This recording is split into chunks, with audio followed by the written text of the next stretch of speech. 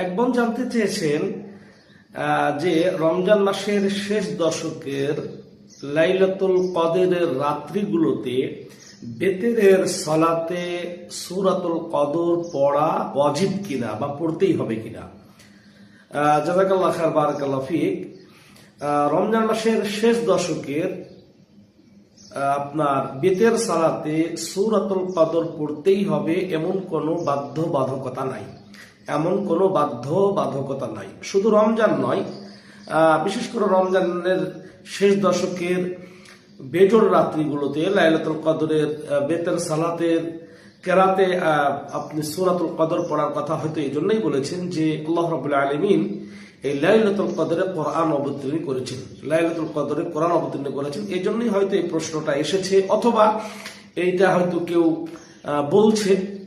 বলছে যে শেষ রমজানের বেজোড় রাত্রিগুলোতে লাইলাতুল কদরের বেতের সালাতে সূরা কদর পড়াটা আবশ্যক বা পড়তেই হবে। জি না, এই ধরনের কোনো হাদিসে আপনার পাওয়া যায় না, এর ব্যাপারে কোনো হাদিসে পাওয়া যায় না। আর এমনটি পড়তেই হবে এমনটি না, যে কোনো সূরা দিয়েই আপনি এই বেতের সালাত পড়তে পারেন, যে কোনো সূরা দিয়েই আপনি বেতের সালাত পড়তে পারেন। আল্লাহ রাব্বুল আলামিন বলেছেন ফাকরাউ মা তায়াসসারা মিনাল কোরআন, কোরআনের যা সহজ সাধ্য তোমরা তাই পড়ো।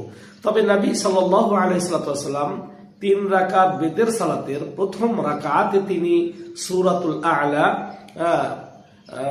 আ'লা পড়তেন, দ্বিতীয় সাব্বিহ ইসমা রাব্বিকাল আ'লা, দ্বিতীয় রাকাতে তিনি সূরা কাফিরুন কুল ইয়া আইয়ুহাল কাফিরুন এইটি পড়তেন, তৃতীয় রাকাতে তিনি সূরাতুল ইখলাস পড়তেন, 3 রাকাত বেতের সালাতের এই কেরাতটা পড়াটা হচ্ছে সুন্নাহ, এই কেরাতগুলো পড়া সুন্নাহ।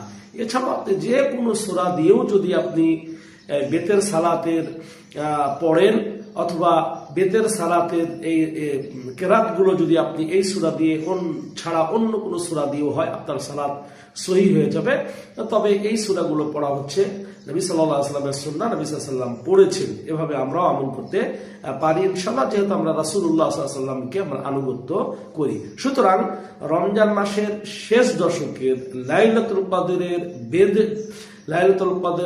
জন্য আপনার বেতের সালাতের যে কোনো এক রাকাত যদি পড়ি তাহলেই যে সূরাতুল কদর দিয়ে আমাকে ওই রাকাতটি পড়তে হবে, অথবা 3 রাকাত যদি পড়ি তাহলে 3 রাকাতের কোনো এক রাকাতে সূরাতুল কদর আমাদেরকে পড়তে হবে, অথবা প্রথম রাকাতেই সূরা কদর আমাদেরকে তেলাওয়াত করতে হবে, অথবা শেষের রাকাতেই আমাদেরকে সূরাতুল কদর পড়তে হবে। এর কোনো শরঈ কোনো ভিত্তি